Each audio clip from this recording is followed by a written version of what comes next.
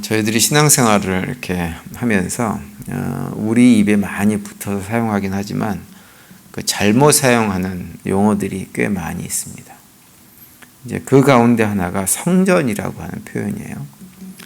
많은 분들이 교회 예배당을 성전이라고 이렇게 부릅니다. 그리고 예배당 이제 건물을 건축하면서 성전 건축한다 이런 표현들을 참 많이 쓰죠. 그리고 이제 조금 규모가 있는 교회들 가서 보면 예배당 들어오는 저 문 바로 그 위에다가 뭐라고 써놨냐면 이곳은 만민이 기도하는 집이다 이렇게 딱 붙여놓은 것을 볼 수가 있습니다. 만민이 기도하는 집이라고 하는 표현은 이제 이사야 56장 7절에 보면 거기 언급되어져 있고요. 그리고 이제 예수님께서도 성전 청소를 하실 때 만민이 기도하는 집이다 이런 표현들을 하셨던 것이 이렇게 언급이 되고 있죠.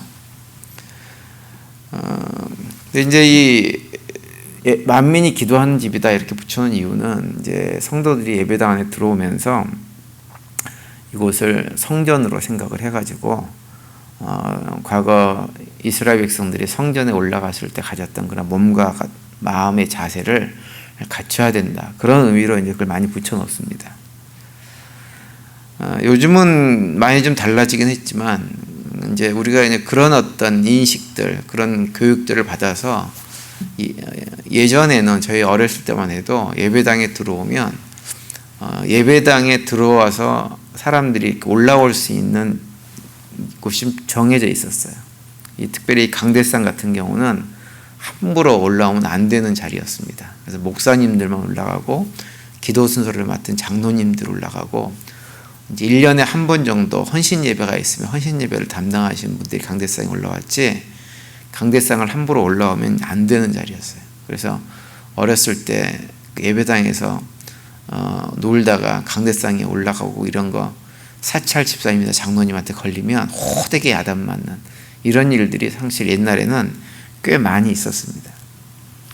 근데 그런 모습이 무엇과 비슷하냐면 옛날에 이제 성전에 가면 이스라엘 성전에 가면 이방인의 뜰로부터 시작해가지고 여인들의 뜰, 일반인의 뜰, 그다음에 제사장의 뜰 이런 식으로 구분되어 있었던 것처럼 그런 구분을 잡고 이렇게 두려고 하는 모습과 똑같습니다. 근데 이제 문제는 뭐냐면 우리가 그렇게 이렇게 예배당 건물을 그렇게 생각하고 그렇게 하는 것들을 예수님께서 이렇게 보셨다 그러면 뭐라고 하실까요? 뭐라고 하실 것 같으세요? 저는 예수님께서 그런 우리의 모습을 보면 오늘 본문 예레미야 4장 오늘 본문 4절에서 말씀하고 있는 것처럼 똑같은 말씀을 하시지 않을까 이런 생각을 합니다. 4절에 이렇게 말씀하고 있죠. 4절 보시면 너희는 이것을 여호와의 성전이라 여호와의 성전이라 여호와의 성전이라 하는 거짓말을 믿지 말라 이렇게 말씀을 합니다. 오늘날 예배당 건물을 성전이라고 자꾸 강조하는 것은 이 4절에서 말씀하고 있는 대로 거짓말입니다.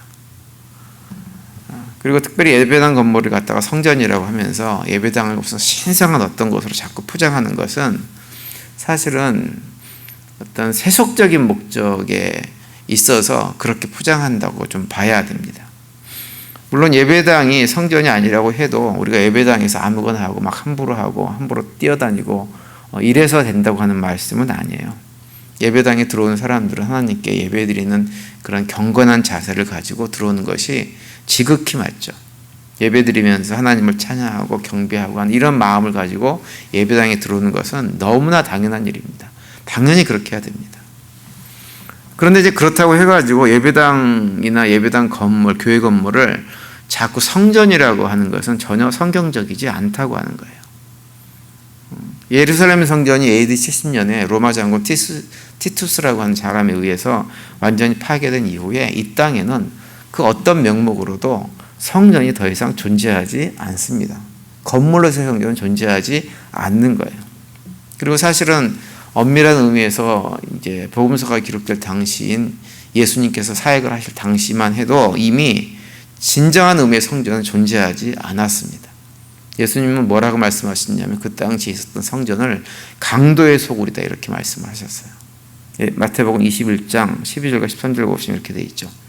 예수께서 성전에 들어가서 성전 안에서 매매하는 모든 사람을 내쫓으시며 돈 바꾸는 사람들의 상과 비둘기 파는 사람들의 의자를 둘러 엎으시고 그들에게 이르시되 기록된 바 내 집은 기도하는 집이라 일컬음 받으리라 하였거늘 너희는 강도의 소굴을 만드는도다 하시도다 이렇게 말씀하세요. 예수님 보시기에 당시 예루살렘 성전은 성전이 아니라 강도의 소굴처럼 보였다고 하는 것입니다. 그러면서 요한복음 2장에 보면 똑같은 말씀을 하신 이후에 어떤 얘기를 하냐면 이렇게 말씀하죠. 예수께서 대답하여 이르시되 너희가 이 성전을 헐라 내가 사흘 동안 일으키리다 이렇게 말씀하세요. 헐어버리라고 하는 거예요. 너희들이 이런 식으로 사용하는 성전이라고 한다면 아무런 의미도 없으니까 헐어버리라고 하는 거예요. 그리고 내가 사흘 만에 다시 짓겠다 이렇게 말씀을 하고 있습니다. 그러니까 지어진 건물로서 성전은 더 이상 소용이 없다고 하는 거죠. 이미 예수님 당시부터 이 땅에 건물로 지어진 성전은 존재할 의미가 없었습니다. 그렇다고 한다면 진짜 성전은 뭔가요? 이 땅에 성전이 있습니다. 어떤 게 진짜 성전인가요? 성령을 모시고 사는 우리의 몸, 우리의 삶이 성전이에요. 그래서 고린도전서 3장 16절과 17절에 보시면 이렇게 말씀하죠. 너희는 너희가 하나님의 성전인 것과 하나님의 성령이 너희 안에 계시는 것을 알지 못하느냐. 누구든지 하나님의 성전을 더럽히면 하나님이 그 사람을 멸하시리라. 하나님의 성전은 거룩하니 너희도 그러하니라. 이렇게 말씀을 하고 있어요. 이 땅에 지어진 건물, 특별히 구약시대 때 지어진 그 성막과 성전은 그것이 성막이고 성전으로 불렸던 이유는 어떤 이유 때문이었냐면 그곳에 하나님께서 임재하고 계셨기 때문에 성막 또는 성전으로 불렸습니다. 그러니까 성막이 성막되어지고 성전이 성전되어지는 것은 그곳을 갖다가 화려하고 거룩하게 보이고 이렇게 만들었기 때문에 성막이고 성전인 것이 아닌 것입니다. 그 자리가 성막이 되고 성전이 되어진 이유는 딱 한 가지예요. 그곳에 하나님이 임재하고 계시기 때문에 거룩한 하나님이 그 자리에 임재하고 계시기 때문에 그것이 성막이 되고 성전이 되는 거죠. 그런데 그 하나님이 지금은 어디에 계시냐면 어디 계세요? 우리 안에, 우리 각자의 심령 속에 그 자리에 계신단 말이에요. 그리고 그 각자의 심령 속에 하나님을 모시고 있는 사람들의 모임인 교회 공동체 안에 하나님께서 임재하고 계세요. 그러니까 건물이 성전이 아니라 공동체가 성전이고 우리 각자 한 사람 한 사람들이 거룩한 성전이 되어져 있는 것입니다. 그런데도 자꾸 교회 건물을 성전이라고 하고 예배당 건물 짓는 것을 성전 건축이라고 얘기하는 것은 하나님의 말씀을 정면으로 부정하는 일과 똑같은 일이 되어집니다. 그러니까 우리가 성전 건축을 해야 돼요. 성전 건축을 해야 되는데 그 성전 건축이라고 하는 것은 무엇이냐? 건물로서의 예배당 건물을 얘기하는 것이 아니라 성령을 모시고 살아가는 우리의 삶을 거룩하게 세워가는 것. 그것이 무엇이냐면 성전 건축인 것입니다. 그리고 그렇게 모여있는 우리 성도들의 공동체인 교회를 건물이 아닌 교회 자체를 거룩한 공동체로 세워나가는 이 일이 무엇이냐면 성전 건축인 거예요. 그런데 이것은 하지 않고 건물만 화려하게 지어놓고 이것이 성전이다라고 하는 것은 어떤 의미냐면 나 자신을 거룩한 하나님 백성다운 삶으로 세워나갈 자신도 없고 공동체를 그렇게 거룩하게 만들 자신도 없으니까 자꾸 건물 지어놓고 이게 성전이다라고 핑계를 대고 우리의 시선을 엉뚱한 데로 돌리는 것입니다. 예수님께서 와서 보시면 거짓말하지 마라. 우리한테 분명히 그렇게 말씀을 하고 있는 거예요. 그래서 우리가 교회 건물을 자꾸 성전이라고 얘기하는 것은 예수님께서 말씀하신 것에도 맞지 않고 고린도전서에서 말씀하신 것에도 전혀 맞지가 않다라고 하는 것입니다. 오늘 3절에 보시면 이렇게 우리에게 말씀하고 있어요. 만군의 여호와 이스라엘 하나님께서 이와 같이 말씀하시되 너의 길과 행위를 바르게 하라. 그리하면 내가 너희로 이곳에 살게 하리라 이렇게 말씀합니다. 길과 행위를 바르게 하는 것. 그리고 그 다음에 건물로 지어진 성전에 가서 예배드리고 제사를 드릴 때 그 성전이 진짜 성전이 되어지는 것이고 그때 하나님께서 그들과 함께하는 것입니다. 그런데 남한국 백성들은 자신의 길과 행위를 바르게 할 생각이 조금도 없었어요. 그러면서 자신들이 건물로 지어진 성전을 자신들이 소유하고 있다고 하는 것 때문에 이 건물을 우리가 소유하고 있으니 성전을 소유하고 있으니 우리는 결코 이방 민족에게 망하지 않을 것이다. 이렇게 생각을 하고 있었다고 하는 거예요. 그런데 이제 8절 이하에 보면 이렇게 선포하고 있죠. 보라 너희가 무익한 거짓말을 의존하는도다. 너희가 도둑질하며 살인하며 간음하며 거짓 맹세하며 바알에게 분향하며 너희가 알지 못하는 다른 신들을 따르면서 내 이름으로 일컬음을 받는 이 집에 들어와서 내 앞에 서서 말하기를 우리가 구원을 얻었나이다 하느냐. 이 모든 가증한 일을 행하려 함이로다. 이렇게 말씀을 하고 있어요.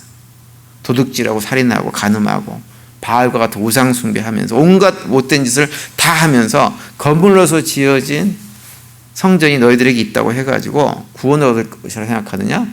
아니라고 하는 거예요. 아니라고 하는 거예요. 그러면서 하나님께서 남한국 유다 백성들에게 그렇게 악을 행하면서도 하나님이 너희들과 함께 할 거라고 생각하는 것은 순전히 도둑놈 신보다. 이렇게 말씀을 지금 하고 있는 것입니다. 11절 말씀이 그 말씀이에요. 11절 보시면 내 이름으로 일컬음을 받은 이 집이 너희 눈에는 도둑의 소굴로 보이느냐. 보라, 나곧 내가 그것을 보았노라. 여호와의 말씀이라. 이렇게 말씀을 하고 있어요.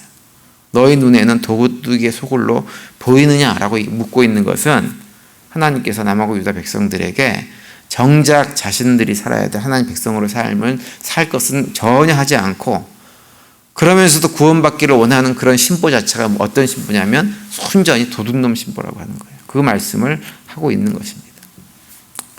따라서 오늘 하루 살아가시면서 무엇보다도 우리 각자 한 사람 한 사람이 거룩한 하나님의 임재를 경험하고 그분을 모시고 살아가는 성전인 것을 기억하고 살아갈 수 있게 되기를 간절히 바랍니다. 그리고 그 성전을 아름답게 거룩하게 세우는 하루가 될 수 있게 되기를 간절히 바랍니다. 그래서 우리가 그런 구별된 삶을 통해서 우리의 삶 자체가 하나님의 기쁨이 되어지고 우리를 구원하시는 하나님의 은혜의 손길들을 실제적으로 삶의 자리에서 경험하고 살아가는 우리 모두가 될 수 있게 되기를 간절히 축원을 드립니다.